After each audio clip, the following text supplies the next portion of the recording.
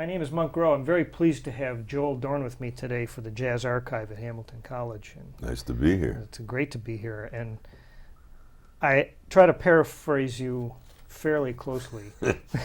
You said one time that you have to be pretty crazy to do what I do or what you do. Yeah, I mean, that might have been in a lighthearted moment where I was trying to be semi-profound. I just think you have to have a passion for whatever you do, you know, like if it's, I mean, my father used to tell me, he said, if you want to be a barber, he said, be a great barber. He said, if you want to be a surgeon, be a great surgeon. He said, really do, you know, he didn't do what he loved doing to make a living. So he was happy when my brother and I chased, you know, a dream, chased passions.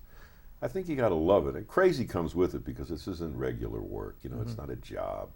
You don't have real rules. There are rules, but you determine your reality by how you improvise inside of those rules if you want to produce records. So it's tricky, and I guess it's not for regular people. What was it? Was there music in your household that got you sort of? Well, there was always music. My father liked classical music. My mother liked popular music, you know, Broadway kind of, you know, music of the 30s, 40s, and 50s. And from as far back as I can remember, I was in love with music. During World War II, my uncle was stationed in New Guinea, so my mother kept she had 5 cousins that were around the world, so my mother kept the radio on day and night to get war news, you know. And when I was a year and a half old, she used to play me Al Jolson records when I woke up. And there was a record called April Showers, and even I can remember back that far. It doesn't sound like a person could, but I can. And I would hear April Showers and I would cry. I was like hooked on music as far back as I could remember. And I have no skills. So in other words, I took music lessons for an hour and a half. You know, I took a clarinet lesson. That didn't work. And I can't sing, I can't dance, I can't play an instrument. I don't know how to do the technical side of making records. I can't do anything. But when I found out that there was something called record production, where you were like the director of a movie, but in terms of doing that to a record, I said, well, okay, let me do this. You know, you don't have to have any talent. You just have to have an instinct or something. Something you're born with, don't you think? I guess. I mean, you know, like I would like to think I was born with an instinct to make records like other guys are born with, you know, a great jump shot or the ability to hit a curveball. If you want to glamorize it, I'll agree with you. You know?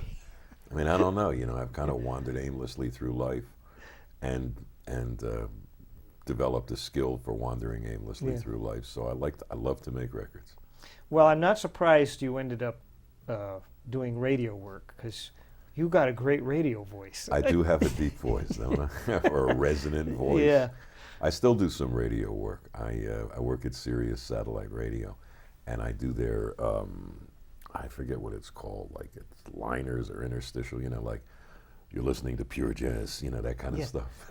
So I still do that, and it's fun, you know, like the Ted Baxter of jazz, you know. Where do you record that kind of stuff? You just over at Sirius. They have about 3,000 studios, you know, really? Over in the McGraw-Hill building, like 4 blocks away from here. They're at 49th and 6th, and we're at 53rd and 6th.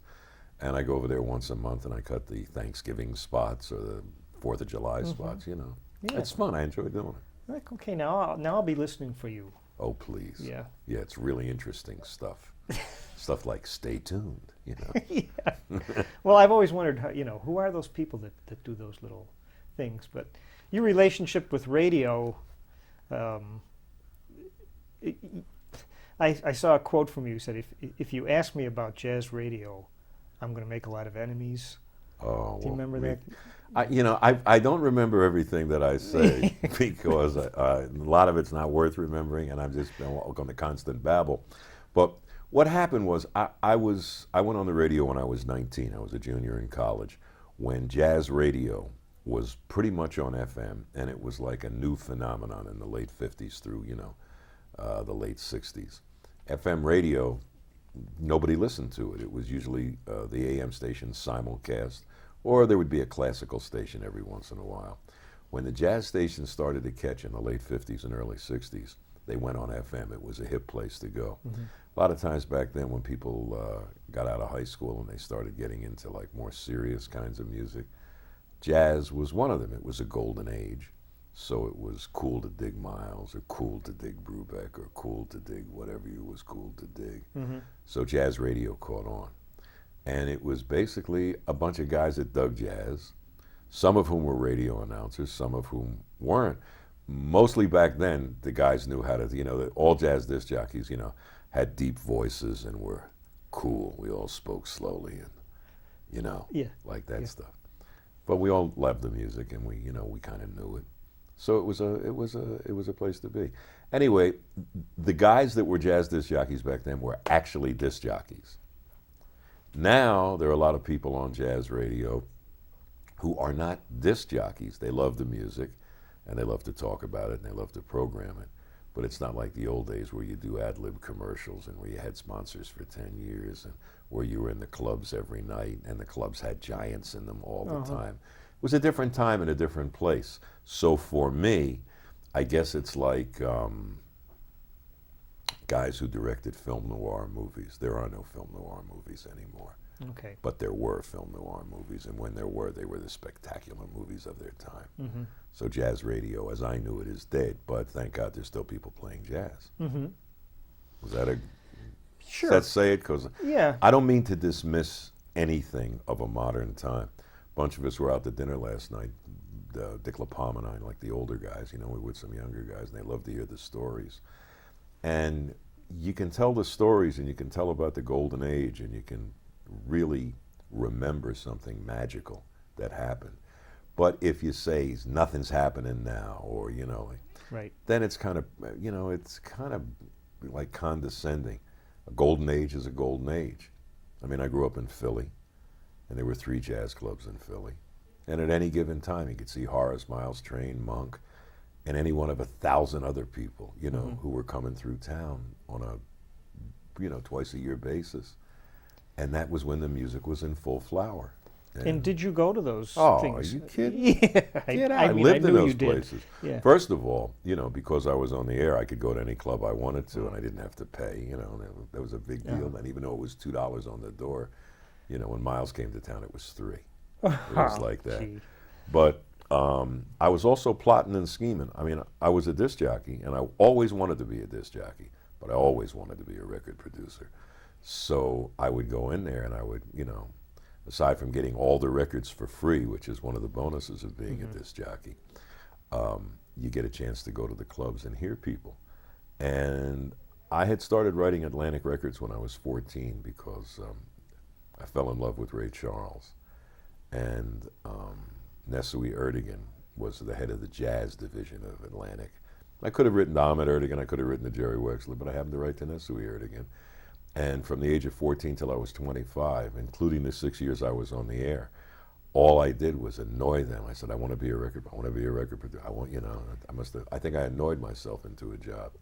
I produced some stuff independently that they put out, but that's where I wanted to work, was Atlantic Records. Mm-hmm. And what was your question? Because I was leading towards something and I got lost. I just was my own nonsense. Wondering about the impression some of those bands made on you in those jazz clubs. So I go to the clubs, and I was starting to pick out the people if I got to Atlantic Records.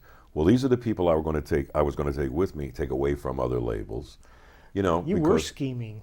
Well, I mean, what is this? A business of, Mother Teresa, is not a record producer, doesn't work at a record company, and neither did Bertrand Russell. We're talking about, like a few labels, a lot of acts, and you're like putting your money on different horses, So I had my group of guys that I wanted to do. Nesui, when he asked me to come to Atlantic full time to become the jazz producer, it was because he had kind of run the string on his era. He had John Coltrane and the Modern Jazz Quartet and Ornette Coleman and Herbie Mann and Fathead and Hank Crawford and Ray Charles and Chris Connor and Charles Mingus. That was his time. Mm-hmm. As Atlantic grew and he became more involved in setting up the European and worldwide operation, he wasn't in the clubs as more. He wasn't in the clubs as much. Mm-hmm. He turned it over to me. I mean, I had the I mean, I had to produce a lot of records on my own, and really jump through a bunch of hoops until he felt I was ready to start to learn what I did. I mean, you have no idea, and I had no idea at the time, what it was to apprentice to a Nesui Erdogan, because I was really a producer with training wheels, and he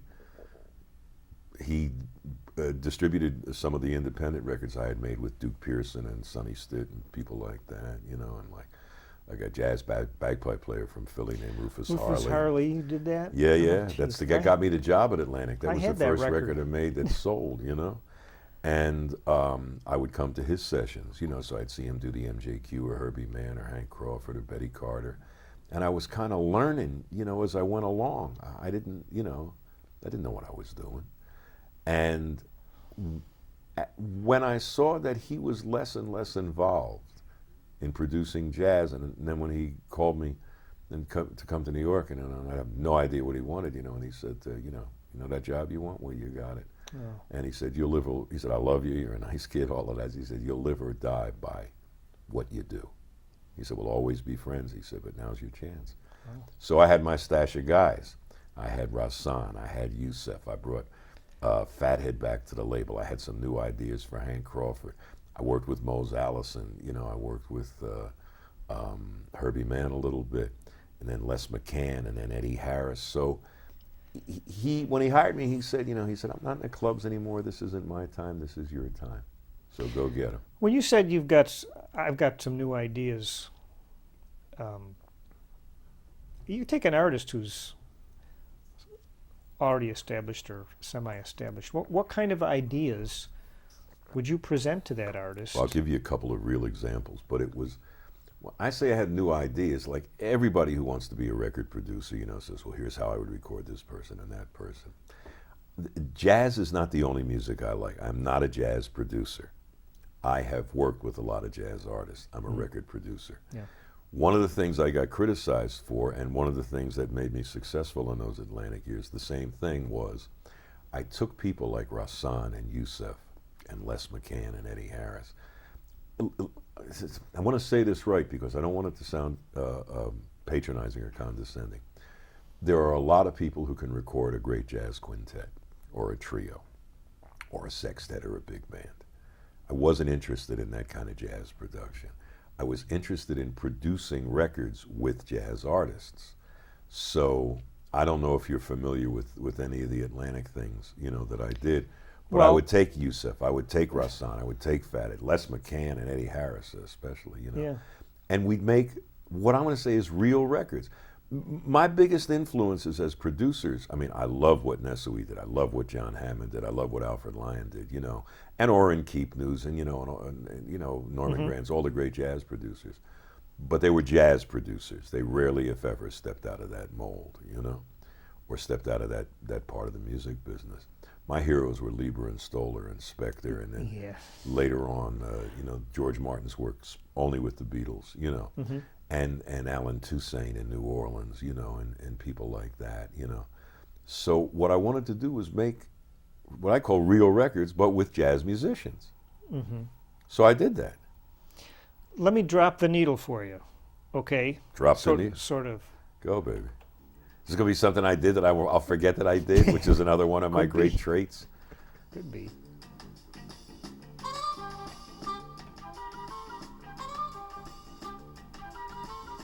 Did I make that record? Yes, you did. As a matter of fact, Let me hear. I think.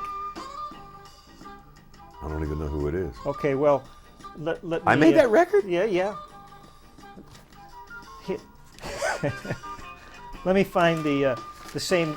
Could that be the same Yusef guy. or Rassan or something? No, here's the same guy. This might. You understand help that I to barely.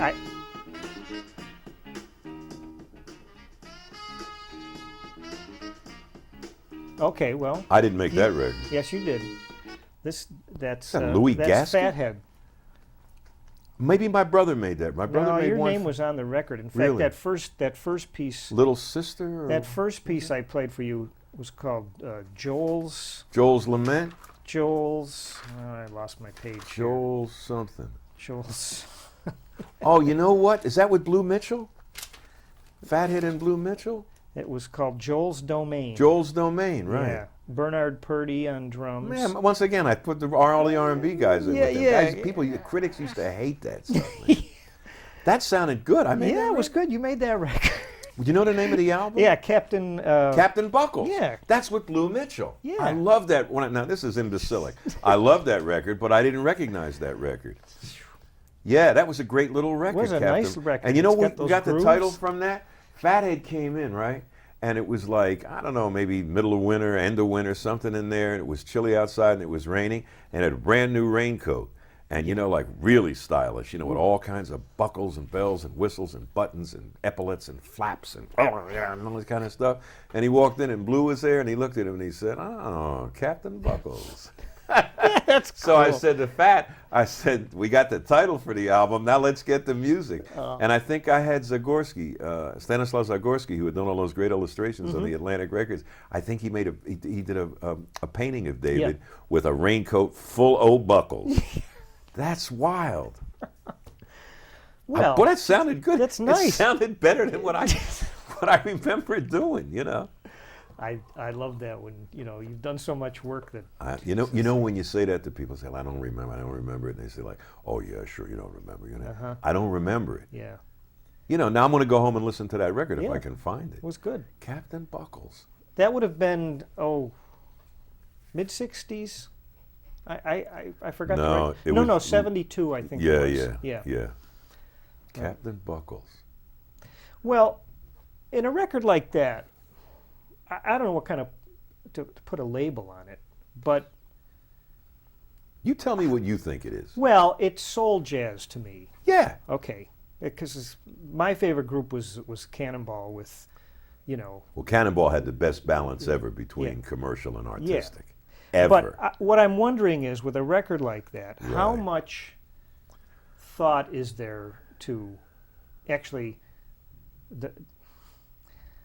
directing the music to sell LPs? Don't be polite. In other words, No, we need Okay. a hit. You know, we well, want a because hit. the guys that I recorded, I thought were capable of having hits. Listen, I'm not going to out Blue Note. I'm not going to out Verve, and I'm not going to out Prestige.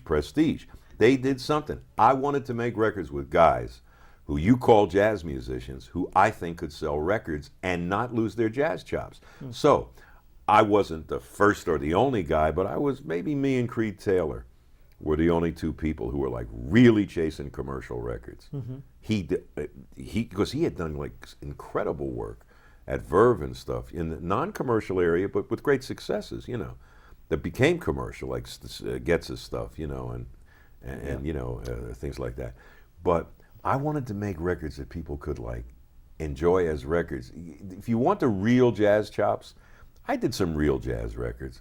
But Fathead took all those solos with Ray Charles. Yeah. You know, he was capable of having a hit record. So do you say to him, because you're not a composer, or I'm not in anything. Okay. If you use that as So- the gauge. So what do you say to him as far as the tunes? You say, Fathead, what do you got here that's... Well, it varies from artist to artist. Yeah. With David, he was open to me suggesting songs, and he also listened to the radio, you know, so he didn't just listen to jazz. So he was open, and you know, when I started saying I don't want to work with, you know, like jazz rhythm sections, I want to work with R&B studio cats like Bernard Purdy and Richard T. and Eric Gale and Chuck Rainey. I want to work with those guys.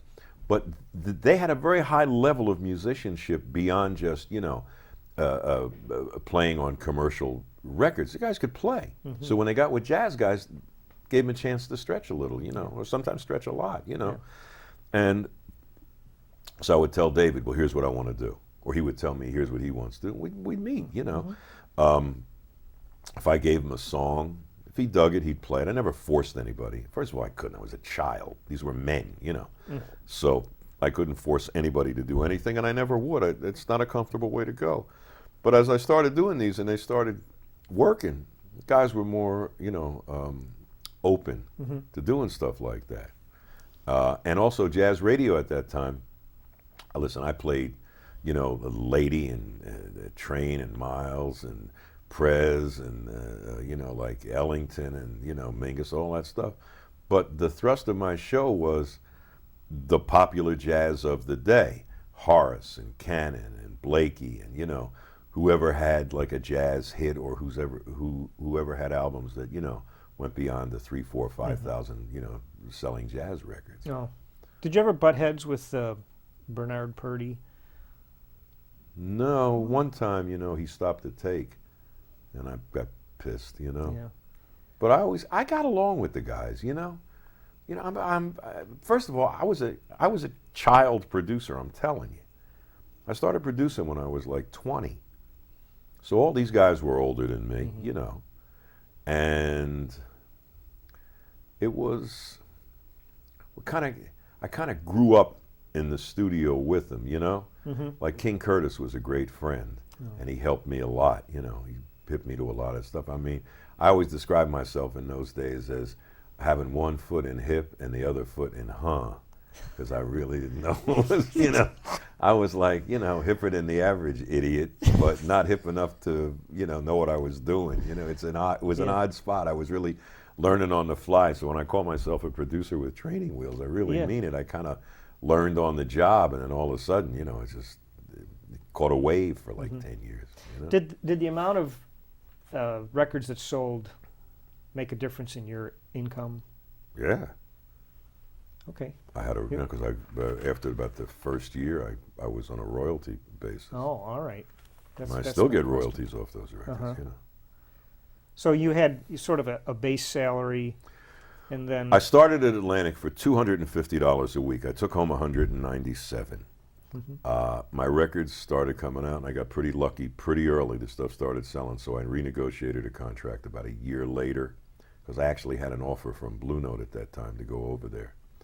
And then I had a pretty good couple of years as another year as a salary, but Les McCann turned me on to Roberta Flack, and I negotiated my first deal with royalties the same week I made the first Roberta Flack record, which went on to sell 4 million. That was timely. But I didn't do it because I was smart. I did it because I said, oh, let me see if he'll give me a royalty, you know, Mr. Simpson. You know? I was looking at that. I'm a type of person who just thinks it's so neat when you see Bucky Pizzarelli here and all these musicians who can move from one genre to another, and a producer who can do that too. So when I looked on Roberta Flack's first record and I see Bucky Pizzarelli, and I'd say, now, how did he end up on that record? Real simple. The arranger hired him. Yeah. I had never met Bucky. Okay. Listen, let me tell you about that first record. Rahsaan had called me up from Washington, and he said, I got a girl singer for you. I said, what's her name? He said, Roberta Novosel. She's married to my bass player, Steve Novosel. I said, okay. And I said to him, I said, what does she sound like? And he got mad, and he said, she sounds like a colored lady, and he slammed the phone down, you know? I don't know what I said, you know? Like, what does she sound like? About a year later, and that was the end of it. About a year later, Les McCann calls me, again, like 7 in the morning. He'd been up all night. He said, man, I got it. I got the chick, blah, blah, blah. This is it, you and me. So I said, cool, what's her name? He said, Roberta Flack. He said, you won't believe her. So we actually signed her on Les's Say So. And before I sent her a contract before I heard her. Then I heard a very rough demo tape that a guy named Tony Taylor had made, which had been sent to all the companies, including Atlantic, and had been turned down. But we had a halfway hit with Les on With These Hands from the Much Less record, his first record I did with him. So I went to Nestle and I said, Les McCann says he has a singer. He said, what did she sound like? I said, I haven't heard her. I said, but he's insane. He said, this is it. He said, well, I'll sign her. You got 10 grand to make the first album, which wasn't a bad budget in those days. So I signed her. She wanted to make the record with her trio. She'd been playing at a club called Mr. Henry's in D.C. She had a working trio. And she wanted to record in front of people who were fans of hers from Washington, so they brought a busload of people up. And we went to RCA Studios and we made the record, and it wasn't very good. She was great, but her band wasn't up to it. And the audience was conscious that there was a mic, so they started applauding, you know, out of nowhere and then yelling. It was ghastly. So I went back to Nestle and I said, look, this girl's really good, but this record isn't. I said, I want to see if she'll agree to do it again. Can I have another $10,000? Can I have another $10,000, Mr. Simpson? You know, so I said, I want to do it again. You know, so he was kind enough to say yes. You know, Boy, I must have been like Peck's bad boy to him. You know, when I think back when some of the stuff he went through. So I got Ron Carter and Ray Lucas, he's a brilliant drummer, and Roberta. And Ron, she and Ron had a really nice thing, and he kind of had a lot to do with the ease of the session. Then I had been working with a young arranger named Bill Fisher, and I had met him on a Joe Zawinul introduced me to him. And I loved the way he wrote strings, so I had no budget. So we had, you know, money for 7 strings. And he said, you should put a guitar in here too. He said, I'm going to call Bucky. So now we add Bucky in the strings. We do the album. It comes out, you know. We sell about 150,000 albums in a year. Wow. And it's, you know she's going to be somebody. Mm-hmm. All the jazz stations played her immediately. In fact, that first record was in the jazz catalog, the Jazz Number Series. And we're almost done the second record, and I get a phone call one morning. I go into the office, right, and this guy I work with, Mark Schulman, he said, Clint Eastwood's on the phone for you. So I thought it was like, somebody goofing, right? So I get on the phone and I go, hello, Clint, and he goes, yes. I said, listen, I can't really talk to you right now. I got Winston Churchill on the other phone. Can you call back later, And, did you say that? Yeah. Well, I thought it was somebody good. Why would Clint Eastwood call me? And then he goes, "Hey, listen, this, I said, whoa." I said, "Hello, Mr. Eastwood." Why can I keep becoming that Simpsons guy that gets on the bus all the time? So he said, "Listen, I just directed my first film. Oh, and all the time, first time ever I saw your face. Yeah. All the jazz disc jockeys said anytime they put that record on, the phones lit up at the station." Oh. So I went to the guys at Atlantic in the singles place, and I said, we got to put this out. I mean, the guys are telling me, I think we can cross it over to the R&B stations. I had this great plan, and everybody said, like, back to your office, kid, They said, it's too long, it's too slow, it's too up, it's too down, it's too blue, it's too green, it's too everything, so they wouldn't put it out. So now Clint Eastwood calls, right? He said, I was driving to work this morning, and I was listening to KBCA, and I heard this song by Roberta Flack called First Time Ever I Saw Your Face. And I bought the album, and I saw you produced it. I'm calling you. So I said, why? He said, I just finished directing my first film. It's called Play Misty for Me. And he said, I want to use that song in the montage scene that the whole movie builds to, with he and Jessica Walter in the Redwood Forest. So I said, knock yourself out, Jack. Wow, we got a song in a movie. He said, but I'm out of money. He said, I only have $1,000. That's not a lot of money to license a song to me. So I said, no problem. I said, you can have it for 1,000 cents, like going to be in a movie, that song. So I go to Nestle and I said, Clint Eastwood called, tell him the whole story I just told you. They only have $1,000. He said, nah, $1,000 isn't right.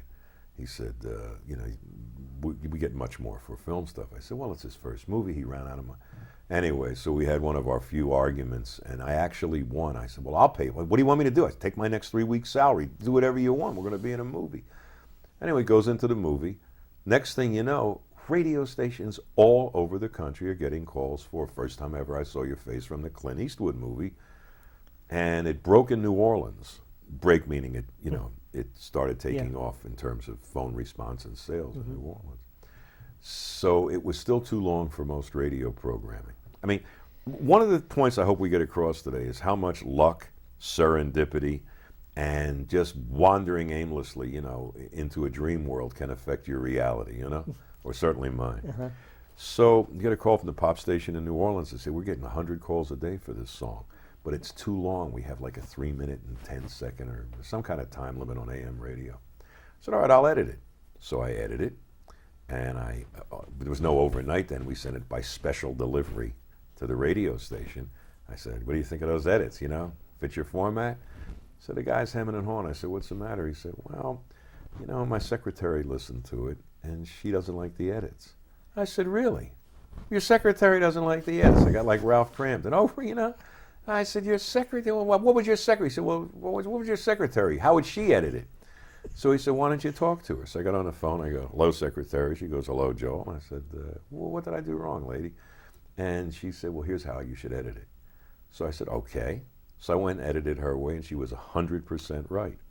Sent it back down. They said, man, it's unbelievable. So I didn't even edit the record. a secretary in New Orleans edit. You know what I mean? And Clint Eastwood was driving down the street. What if he had left 3 minutes later? Yeah. You know, or something, and he Right. missed the. I don't know. Wow.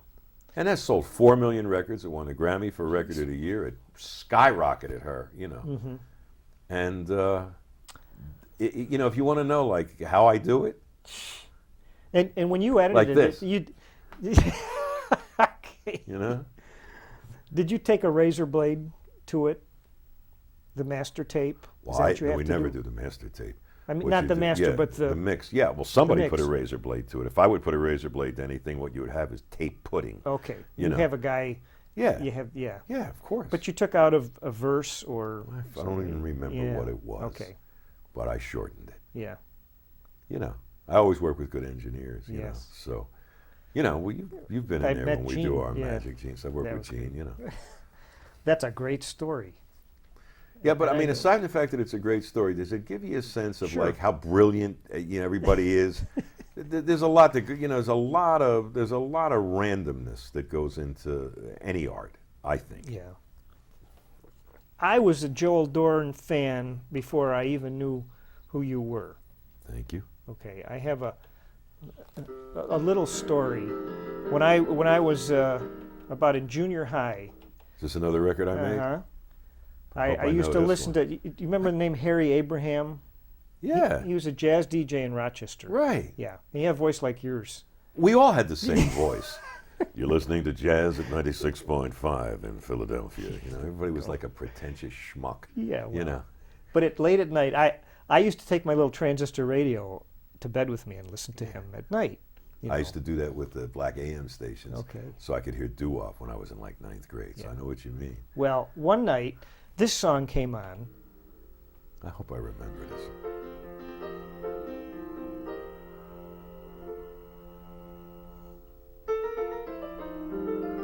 Junior Mance. Yeah. I just bumped into him about a month ago. Yeah. Darling, it's Darling Je vous aime beaucoup, but he calls it Harlem Lullaby. Yeah, you got it. Yeah. Harlem Lullaby. And I just thought this song had something. I just loved it. I didn't know who Junior Mance was. Yeah. Yeah. Isn't it pretty? And so that was my first Joel Dorn Really? like thing, you know. Well, But it wasn't until I started talking to you about the Joe Williams thing Right. that I started getting out to, oh, he produced my favorite record. That's wild. That was cool. Yeah, well, Junior's a great player. Do you remember that session at all? And I remember that session because Junior was one of the guys I thought, you know, could be commercial in the sense of a Ramsey Lewis or an Oscar Peterson or an Ahmad Jamal, one of those guys. He never quite reached that level, you know. I love the way he played. So I think on that record, my brilliant idea was to have him play a blues on a harpsichord. yes, What Becomes of the Broken Hearted, That which was was on a the record. Motown tune, Yep. you know. yep. You know, had I left Junior to his own devices generally, I think he would have made better records. But some of the things that I suggested worked. Mm-hmm. Some didn't, Yeah. you know. Well, I just wanted to play that because I love that. it was That was his, and that was, okay. you know, he really loved that song. yeah. I think he's since re-recorded it Yeah. more recently, and so going from artist to artist, how much of your love of early rock and roll influenced? I Yeah. guess, you know, like, I really, you know, like I really love rock and roll, and real rock and roll, Mhm. and I really love what people call doo-wop, the groups. Yeah. My two favorite musics probably are doo-wop and gospel. And so when you love something, you have a certain sensibility. Like, I like to put strings and voices on and horns on a lot of the jazz records I made, the commercial ones. But the voices were always Cissy Houston and the Sweet Inspirations because of work they had done with Aretha and because they were all out of the church. Cissy ran a choir in a church in Newark. So, and if I could ask certain people for specific things, you know. I mean, I went on to make some doo-wop things. I made like a semi-classic doo-wop record with a guy named Kenny Vance called Looking for an Echo, which kind of became an anthem for the oldies crowd, you know? Mm-hmm. And I worked with Dion once or twice. We did some things, you know, and he's like one of my favorite artists in the universe, you know. But I think it's the love of music in general, and if any of the, like gospel or rock and roll or those things, if any of those elements came in, it was in ways I would approach things, especially in how I would color stuff. You know, like I really enjoyed doing voices, adding voices, layering voices, and doing all kinds of tricks with background vocals and hiding them inside of strings and doing that kind of stuff. And how did that happen in the studio? You invite these singers in. Is there a vocal arranger who works with it? Just sort of, they just listen? And anybody that I brought in or anybody that I bring in now, you know, once we get that first layer, whether it's voice and piano, voice and rhythm, saxophone, whatever it is, you know, the basic layer where the record's complete. Now, if you add stuff, it'll work or not work based on whether if it works or not works. The only time I use arrangers would be for specific things like strings, sometimes horns. But voices, even with horns sometimes, I get like 3 or 4 guys and, you know, like we'll just say like, all right, what goes here? Yeah. Give me some Al Green, give me some Memphis, give me some New Orleans, you know, and we figure it out on the spot. But the voices is fun. I got a new girl I just signed to Ryko Disc. It's like a 21st century Carole King. And she's young, she's in her 20s, but she has a 60s, 70s sensibility as a songwriter and a singer. So it'll give me a chance to make modern versions of that classic form. So we've been making demos, and I'm able to do some of my old tricks again because there's a young person that comes from that time. She's now, but she's from that. So that's a lot of fun, man. You must have a certain reputation in the business. Is this the trick question I've been No, fearing? I don't think so. I'm But I'm joking curious with as to how, like, a record label might. Most people think I'm lucky. Okay, well, so that they go for your luck. But how would you get hooked up with, like, Jane Monheit, for instance? You didn't, like, find her, right? I'll tell you. See, like, one thing, I'm 64. I'm not running for class president. I don't care what anybody thinks, basically. So if you ask me a question, I'll tell you the truth. Jane Monheit had been turned down by every major adult producer and record company that exists. By the time they called me, they sent me a demo tape. I turned her down, too. The demo tape was terrible. But her manager, Marianne Topper, said, please come hear her in person. Because I'm telling you, if I would have turned her down, the next person they would have called would have been Stalin. You know, there was nobody left. I really was the last stop on that train, you know? And so I went to see her at a club, and I saw her live 10 seconds. I said, nah, she can do it, you know. So we went in, but it was for like a tiny company, Encoded or something. Yeah. Which was the tattered shards of N2K, which was what they did with the money from the sale of GRP to start this new internet, but whatever it was. So it was a little tiny label, you know, nobody wanted her. And then I threw her in with like real guys. Kenny Barron, Ron Carter, Lewis Nash, Fathead, Hank Crawford. I said, look, if I want to make a record with her, I'm going to make it with my guys, you know. These are the people I want, you know, because she's a retro artist in that she deals with, you know, the classic American songbook a la the jazz singers of the 40s, 50s, and 60s, you know. That first record I love because she was 20, just turned 22. She's in there with people whose records she had in her collection, and she was like, you know, but she stood up. She was great, you know, and it was a great feeling because the guys dug her and they saw she was the real thing, and she respected them, and she was prepared. I had fun on that first record, you know. Let me go backwards a little bit. Your relationship, your employment with Atlantic came to an end. Sure did. Yeah. Any particular reason? Well, first of all, I was a wise-ass kid, and I was high most of the time. So I didn't exactly comport myself the way somebody should. Secondly, I had had a lot of success, and nobody bothered with me while I was making jazz records for Nesui. When I started to get hits with Flack and Midler and Donny Hathaway and people like that, I had too much help. I wasn't in the mood for that shit, you know, to be honest with you. I got in hassles with Wexler, I got in hassles with Ahmet, you know. I just wanted to be, and that's what put me off in a corner. I could do what I wanted, you know. You mean they started telling you how to... Pretty much, and also we didn't get along personally, you know. So it was weird, you know. Had I been a better politician, I might have navigated those waters better, but I wouldn't change the records I was making. Yeah. You know, and I work a certain way.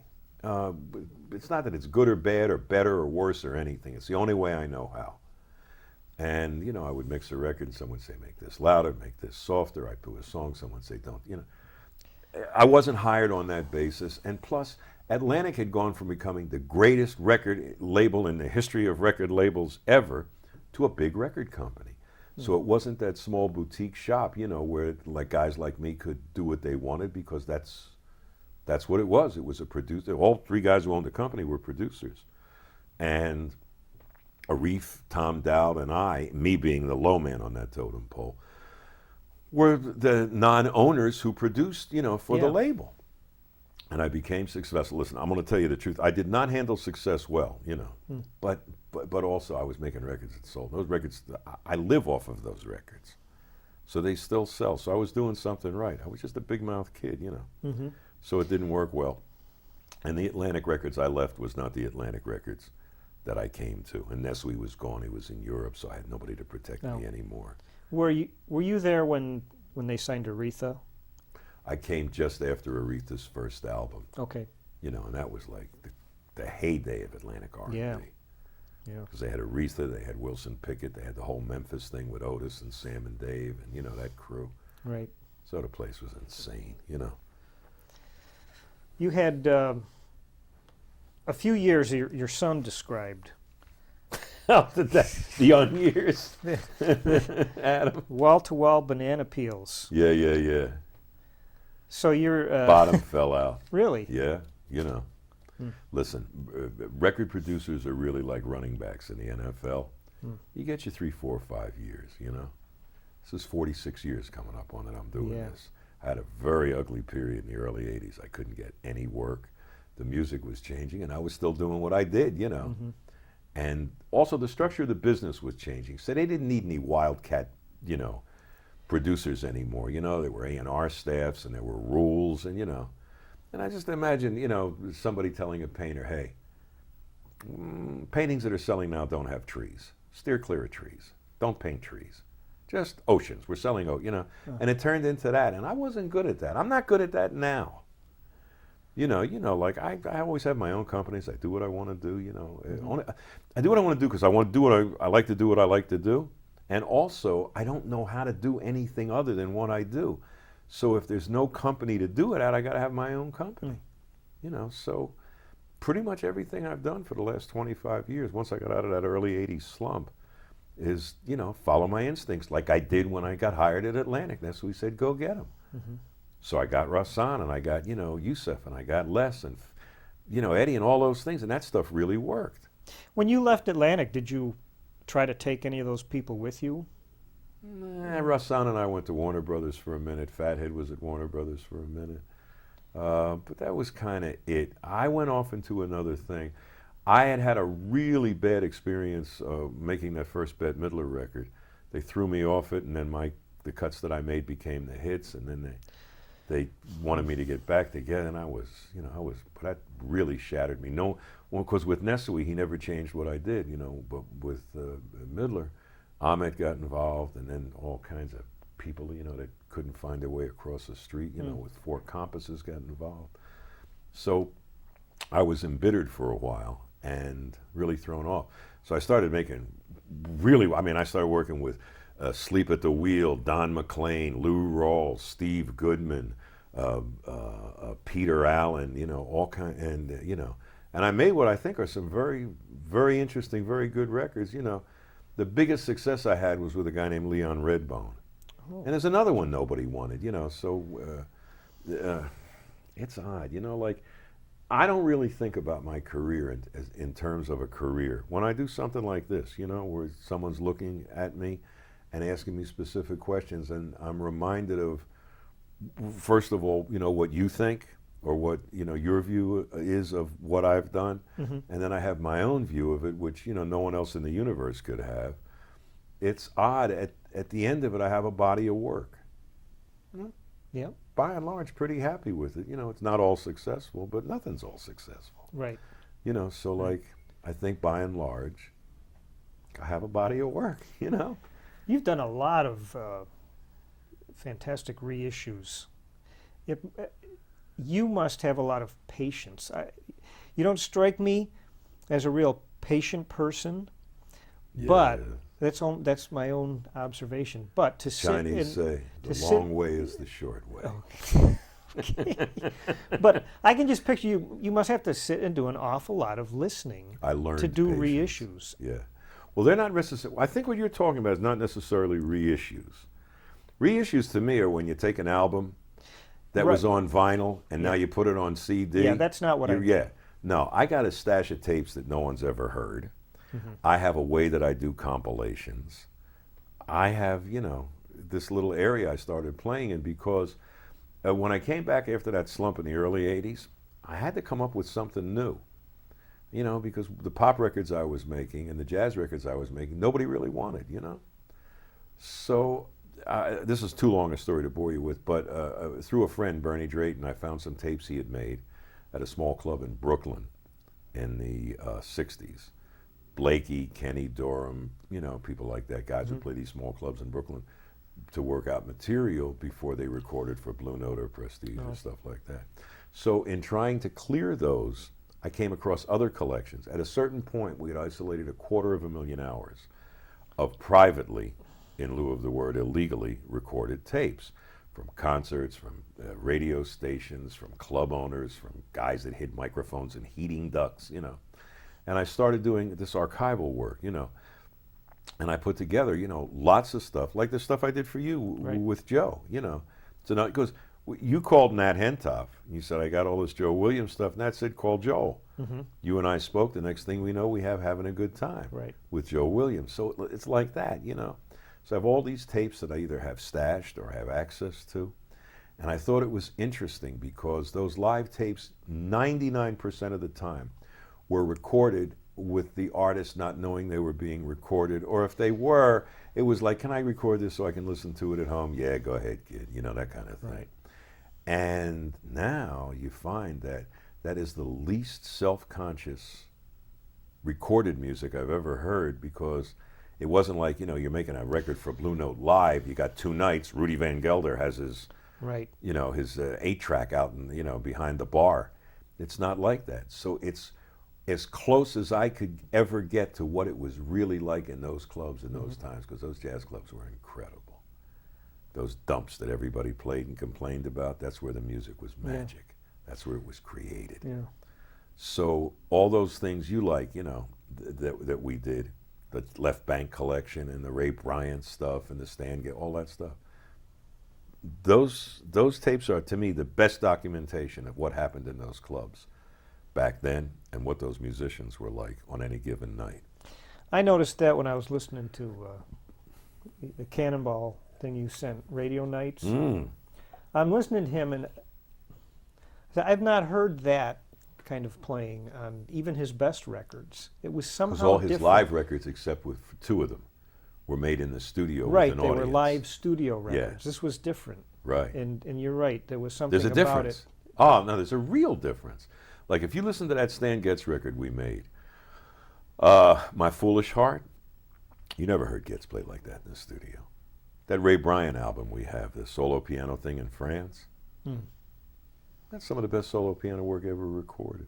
And I can talk about these records and take myself out of the mix. I had nothing to do with the recording. I put them together. So if I say this is fabulous, it's fabulous because the material is fabulous, not because I touched it. I think some artists may play a little different because they're thinking, this could be heard a lot.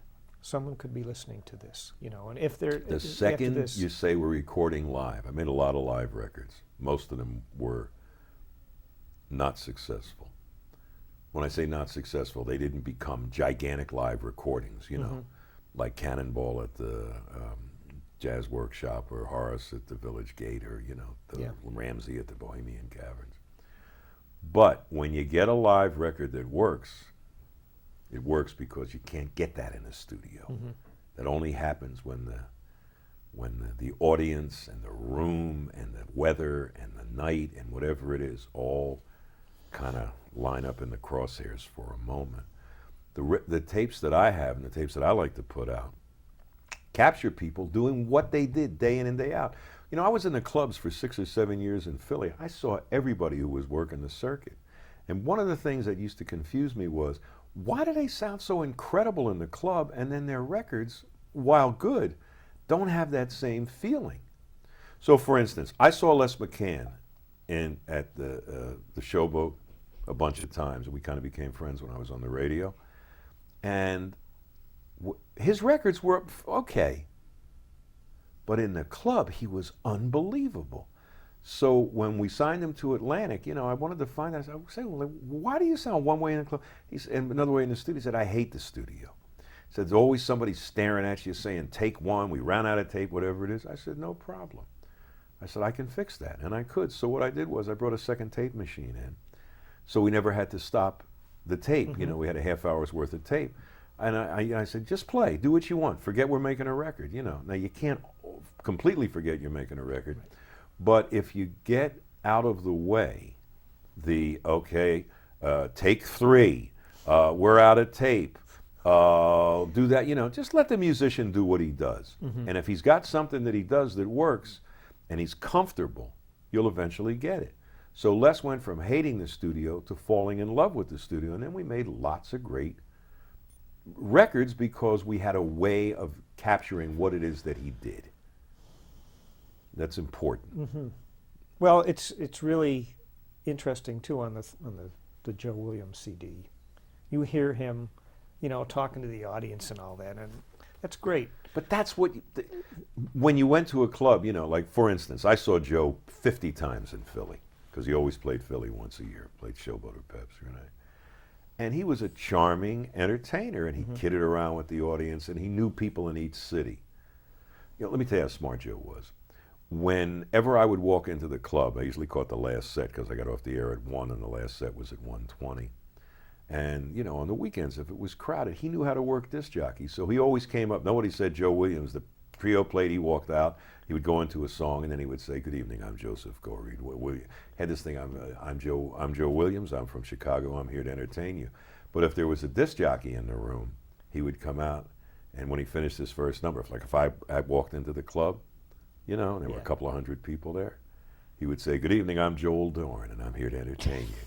Because he pulled the disc jockeys in because, we were all egomaniacs, and he knew it. And we were his guy in that town, so here Joe Williams just introduced you. Mm-hmm. Are you going to play any more Joe Williams records when you go home? You know, I mean, I played Joe Williams records because I love Joe Williams, but it didn't hurt, you know, that Joe was a good guy. Right. So if you had a choice of 2 vocals and 3 minutes to fill till the news, let me play Joe. Yeah, I remember that moment. The first time I brought those tapes down, we put them on. I said, I knew I found the right guy because you like jumped out of your seat. I said, and you said, do you know what you have here? Yeah. I really remember that. It was funny. And then Gene Paul said, as we're going through those things, he said, this is better than Dinosaur Bones. Yeah, well, because it is. You know, Joe Williams and Ben Webster, no rehearsal, just playing. That's what jazz is, man. Yeah. That's what it is. It's not, you know, you don't plan magic. Mm-hmm. Magic happens. You capture magic. Every once in a while, you can plan something and it works. You know, mm-hmm. not for me much. But it's hard to recognize a hit, isn't it? Sometimes. Yeah. I could pick a hit track off of any kind of album when I was a disc jockey. Within 6 months of coming to Atlantic, I lost my disc jockey years. You have no idea. Listen, I had a hit with Roberta Flack and Donny Hathaway that Arif Mardin and I co-produced. Was called Where Is the Love? Well, I love that song. Till the last day before they went to the pressing plant, I was trying to take it off the album. And the thing that stopped me was I was walking through the hall and one of the secretaries, Barbara Harris, she said, I heard the test pressing on the Roberta and Donny. I said, yeah. She said, wow, you got a smash. I said, what is it? She said, what do you mean, what is it? I said, what is it? She said, Where's the Love? You know, like, what are you, an idiot, you know? I said, really? She said, yeah. I said, oh, okay.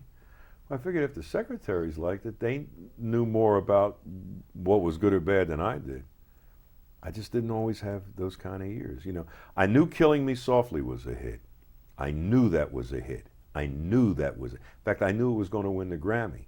So one of the few times I knew I had a hit, Atlantic didn't like it. They wanted me to remix it. They didn't like the drum, that big fat, foot, the bass, boom. Yeah. And I said, well, that's the record. I actually had to threaten to quit. I went to Nestle because Ahmed hated it, And I went to Nestle. I said, look, I can't do this anymore. I said, that's a smash. That's a #1 record. That's a Grammy winner. So he went to bat for me, And Ahmed and I were never right after that. The beginning of it sounds like it was done in a big church. You want to hear what the beginning was? We wanted to have like her do some vocalese, in the beginning, just kind of word things. So she did 7 or 8 takes, and if you notice, they're mono. We put them all, like off in a corner someplace, made a little mix of those voices. Then at the end, we put them in, and it was, wow. And people were like, how did you get that? The cavernous, or how we got it was it all ended up on one track. There was nothing you could do with it, and it sounded good, so we put it on. Let me tell you something. You're starting to see a picture here, Yeah. Your technology changed, I think, considerably in your producing career, and still is. Was the advent of having more tracks to work with? I invented more tracks. Now I'm going to tell you the one thing I did that had to do with technology. I was the first person to hook 2 16-track tape machines together because sometimes I was so nuts there were just never enough tracks. Really? I was an overdub junkie. And so a guy named Bob Lifton, an engineer I worked with, he found a piece of equipment that could tie the 2 machines together. I almost got fired from Atlantic when I did that because I experimented a little bit and I might have spent an extra couple of dollars. But then the whole industry turned to that. I made another enemy in-house, The technology changes. Maybe I'll shortcut your question. It doesn't really make a lot of difference whether something's on a 78 or an MP3. I make content. I don't care what they do with it. They're not, in other words, if I had my choice, I would work with 2 16-track machines, 2 16-track machines on 2-inch tape. And then I would transfer that to a digital form. Now I could go directly into Pro Tools. Yeah. Are you one of those people who say that there's something missing from the analog? There is something missing from a certain part of the analog recordings, but at that little studio that you were in, we have our own way of making digital sound like analog. You saw what we did. So we have all that cutting edge equipment on the right and all the shit we stole from Atlantic on the left. When the studio closed, we got all those limiters and compressors and out of print pieces of equipment. And Gene really knows what he's doing. He's Les Paul's kid. He grew up in the house where most of this was invented. It's like putting a light bulb in the socket and with Edison's kid doing a turning, So we got a way to do it, Yeah, and you've got these 2 things here. These 1 things. Really? I can only hear. I have half hearing in 1 ear. Wow. I lost my hearing when I was 7 to mumps. Really? I didn't tell you that? Yeah, you may have told me that, but I forgot. Jeez. Yes, so I can only hear. I've never heard stereo. So I have to memorize what's on the wall when we make stereo records. So it's like if the speakers were there and there. So I just turn, like drum, bass, vocal, piano, zither, cimbalum, memorize the stuff. And then once I know where it is and I can see it, then I can mix it. I'll be darned. Yeah, so technology means nothing to me, And you'll read these reviews and somebody will say, it was a brilliant stereo mix or it was the worst stereo mix I have, I depend on Gene a lot, but I always say for people that say to me Gene Paul, I always say the same thing. He gets the sound that I would ask for if I knew what to ask for. That's a good one.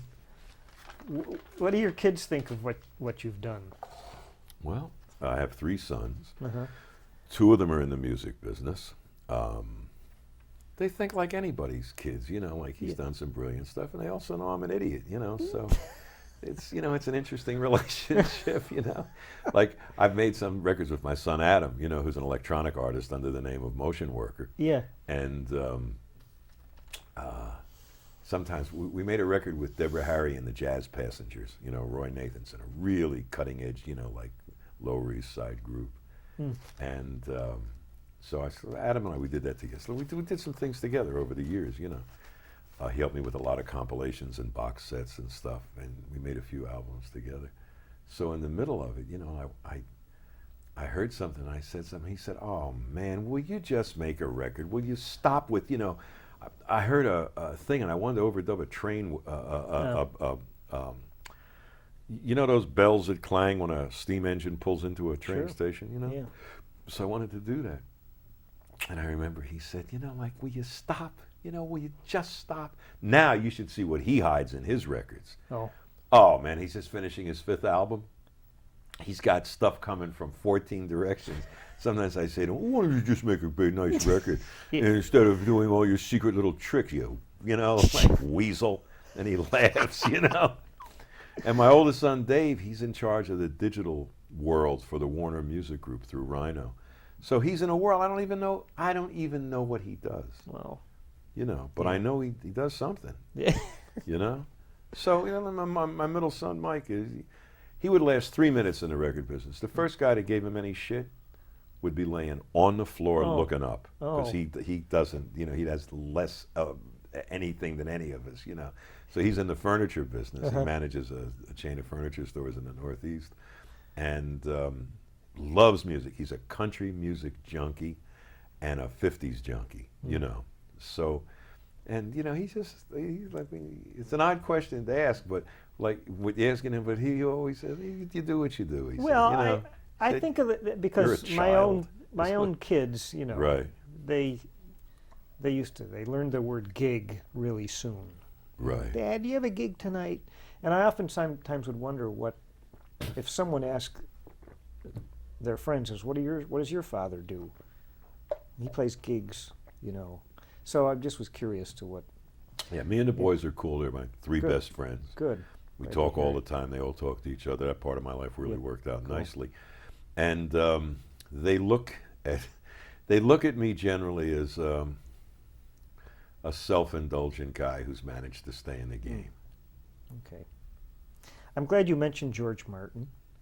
He, one of my favorite, brilliant guy. But only with the Beatles. Yeah.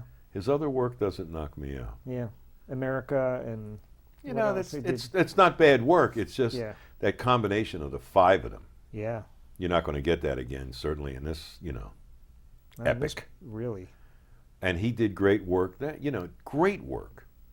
Giving them like a generation before's add-on to what they were doing, you know. So I thought, you know, but just with the Beatles. They're doing some messing around with that stuff. Yeah, I know. I didn't listen to it, and I don't want to. I don't think it's I him want and his to kid, either. You know, remixing. You know, it's like, hey, let's do the Mona Lisa again, but this time let's put sunglasses on, you know? Let's Get her change up her with, smile. Yeah. Show her teeth. People like to see teeth in a smile, Harry. You know, that crap. But once again, you know, like, I couldn't even you know, I listened to some records that I made. I hadn't listened to in like 30 years, you know. Ones that I really liked, that I liked the production on. And somebody said to me, like, well, you know, what would you do if you did that again? But I have no idea. I don't even know how we got, like, a lot of it. You know, a lot of it's a function of the moment. Yeah. Certain effects. I did a Peter Allen album, and I did a lot of magic tricks on that one. And I don't know I couldn't get it again. Right. It was a function of the people, the moment. And also, one of the reasons I love Spector so much, and Lieber and Stoller's work with the Drifters so much, is that, you know, you have the same thing. You have a singer, you have strings, you have rhythm, you have background vocals, you have horns, whatever it is. But when you work, especially on tape, and you mix all of them together, you have everything you want. You have the rhythm here, and the vocal here, and the strings here, and the horns here, and the background vocals here, and the percussion here. But all the little sounds and all the little noises and all the little things that happen on tape, at a certain point they all combine. And then there's like something that has nothing to do with where you put anything musically. It has to do with the overtone on this and the undertone on that and the echo here and the EQ here. And there's that world, more so with Spector's records than anybody in the history of records. I mean, not only did you hear, the piano overdubbed 11 times, and all that echo that came back and fed on itself, and all the things that he did. But then there's the glue. There's the world, that happens when you put all these things together, and they're things that you don't plan for and you couldn't replicate. You could do it again, and you might get something else good. So that's the record, the record. I like records. I like to make records. And that's what that's about, making a record. Yeah. And so much of it is, it's what you do, but it's what happens when you do what you do. That's an important part of it to me, Yeah. I love, sometimes there's certain songs, if you can pan things from left to right, like Frankie Valli the Four Seasons records. Bob Crew. They mixed all the vocals on one side, and it's really cool to like turn the thing back and forth and listen to how that was put together. I love that stuff. Yeah, well, that's what making records is about, Yeah. So when we were talking in the beginning, and he's, I'm like, I've worked with jazz artists, but I'm really not a jazz producer. I mean, I've made my share of quintet and quartet things, but I'm not. There are guys that do that way better than me, and they care about it. I don't not care about it. I just, I'd rather see that stuff in a club. Yeah, like. Whoops. Okay. Another surprise? Here we go. I don't know if this will be a surprise. I don't think so. At least I hope I'll know what it is. I guessed one of them, right? You got one.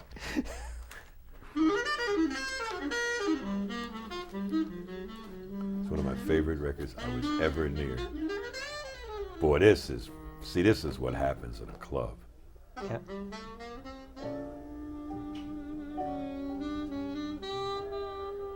Okay. Check this out. Johnny Hodges, That's where what I are was you? Thinking. Well, you know that exactly Cannon what I was, was thinking. Stars Fell on Alabama, and he had done that on the Riverside, the studio version. Yep. But I had heard him do that in the club, and when I got these tapes from Alan Grant, I listened. I said, "Oh man, Cannon playing Stars Fell on Alabama." Yeah, you hear the way he plays? Yeah. That's why they called him the new Bird for that first year. Yeah. I heard some Bird the other day you've never heard. Really? Spectacular. Oh. Guy's Apartment in 1950. Oh no. He Wow. takes a solo on Fine and Dandy in a jam session in a guy's apartment. There's Bird that is equal to that. There is no better Bird. Wow. So now I'm going to try to find a place for that. Cap wrote it by like a week or two ago. But Cannon, man, Yeah. What was he like as a? he as a was man? absolutely brilliant. He was a spectacular musician. Real Hall of Famer, right up there with the best of whoever did it. But he was smart, and he was glib, and he was learned, and he was school smart and street smart, and I learned a lot from him. A lot from him. A lot of guys resented his commercial success or said he was a cop-out or stuff like that. Let me tell you something. From the beginning, when he and Nat first went out, with Their own quintet. their own quintet, and that jazz workshop with this year, the Bobby Timmons song and San Francisco, through the end of the second sextet, when he had, listen, that sextet he had with Yusef, did you ever hear that group? Oh yeah. You saw them? Oh, I didn't see Oh. them. No. The group with Charles Lloyd was good,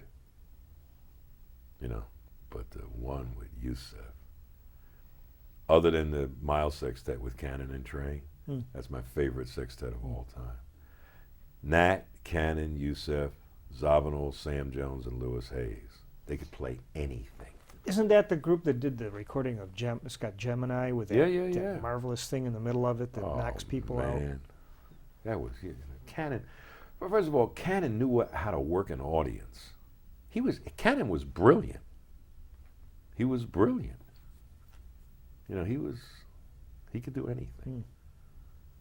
I like boy, oh boy, was he smart. He was a good guy too. Yeah, and what a tone. Just because he was so successful, guys put him down because he did commercials though. Yeah.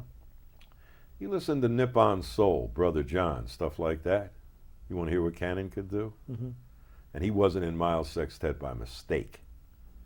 Miles trained in Cannon. That's a front line, isn't it? I guess so. We won't see that again. No, we won't. Wow. Ever. Well, you've said you've always been drawn to a world-class artist that has, you like to see them when they're stretching early on. Well, I like first albums. I like world-class artists who are original. Mm-hmm. So I've always been drawn to anything from Rufus Harley to Bette Midler to Leon Redbone to Rahsaan. Mm-hmm. That's what I like, one-of-a-kind artists with world-class chops. And I like them in the early stages because you never get the innocence again and you never get the reach again. Mm-hmm. Once they're successful, they're not at that place anymore. Yeah. So the first albums are what I dig the most. I want to mention a couple recordings to you and see if they have any significance. Wilbert Harrison's recording of Kansas City. Liked it, you know, not one okay. of my, I mean, it's not a record that I go back to, but remember, first of all, I was in junior high. Yeah. Or maybe first year of high school, so it was a big record. And Mike and Jerry, you know, Right. wrote it, so, you know, I always had a sentimental thing about that. There's something about the groove on it that I think is Oh, pretty yeah, cool, no, it's you know. it's cool. Yeah. How about Green Onions? Like it, Yeah. you know. But once again, these are favorites of yours. Yeah, I I just like wonder if both of them. But Okay. are they records I would put on? Okay. No. All right. If they were on, I wouldn't take them off. Right. Okay. But I wouldn't put them on. Yeah. You want to know a record I feel that yeah, way about? Yeah. Fever by Little Willie John. Oh. Did you ever hear that? Yeah, but I'm not real. See again, I'm not. You want to hear a groove? You want to hear somebody sing? Leave My Woman Alone by Ray Charles. I'm Moving On by Ray Charles. Clyde McPhatter, The Treasure of Love or Without Love. Any of those Drifters records. Save the Last Dance, This Magic Moment, the Coasters records that Mike and Jerry made, Charlie Brown, Yakety Yak, Shopping for Clothes, certain Motown records, you know, and I can name you 500 doo-wop records that I love, you know. Well, along the same lines, if you could get in a time machine and go be an assistant producer on some records that had been made over the years. And, Okay. you know, Mike and Jerry or Yeah. Spector. Be My Baby and the Do Run Run. Yeah. Get out. Do you have any idea what it must have felt like in the room that night? Yeah. You know. But if I could be in a time machine, the first thing I'd do is go back to when Jane Mansfield was about 25. Okay. I think that would be a good thing to do in a time machine. And then go to the studio. Okay. Oh. I mean, there's so many records like that. You know, I just mentioned a couple. Yeah. But, I mean, how'd you like to be there? How'd you like to be there when they recorded What I Say? Think that would be a nice feeling? Mm-hmm. You know? What'd you think of the Ray Charles movie? I liked it. I thought it was terrific. I didn't dig the way they made Fathead look, because Oh. that is nothing like he is. You know, even in his worst, you know, drug days when he was a young man, he was a gentleman. He wasn't. They used him as like an evil foil. Yeah. He didn't turn Ray Charles. I mean, I liked the movie. I thought Jamie Foxx was great. You know, I liked it. I like what Taylor did. You know, the whole thing. But I don't like the way they made Fathead look, and neither does Fathead. I will see Taylor Hackford someday, and we'll discuss this. Okay. It was wrong, man. Really wrong. What a terrible thing to do to somebody. Really? And Yeah. he's still out there, you know. I saw him so last there's- week at Dizzy's with Lonnie Smith. Yeah. It's Fathead. You know, not like we're talking about some guy that plays weddings in Wyoming. It's Fathead. Beautiful. And a beautiful cat. Did not deserve that portrayal. But I thought the movie, by and large, was pretty good. What do you think about the digital downloading business? What am I going to do? Yeah. What do Tell think you I of- wish albums were here so the covers were big and Yeah. I could read Nat's liner notes. Yeah. And that. It's what it is. Yeah. So now look, I don't care if somebody buys it by clicking their heels together and wishing for it to come through the ether. However you're selling stuff is how you sell stuff. Yeah. It's fine. You know. I mean, listen, there were guys who probably handmade horses and buggies that were breathtakingly well done and well crafted and sturdy and everything. But when the car came along, that movie was over. I didn't like it when it went from albums to CDs because it changed, number one, the sound of the music. I like the sound of vinyl. And I also miss a cover that's this big Me too. that you can look at, and then you flip it over and the notes are in there. If it's a fold out, you get paid, you know?